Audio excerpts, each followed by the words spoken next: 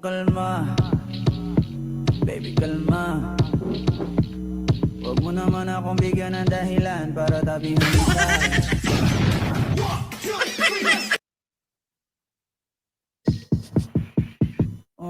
Kalma, baby kalma.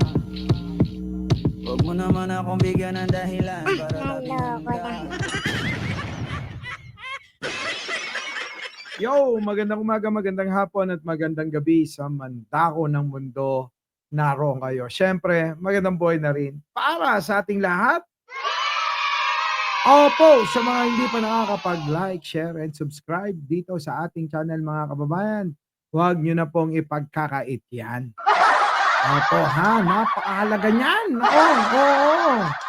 Oo. Ngayon mga kababayan, talakayin natin ito. Itong mga bukang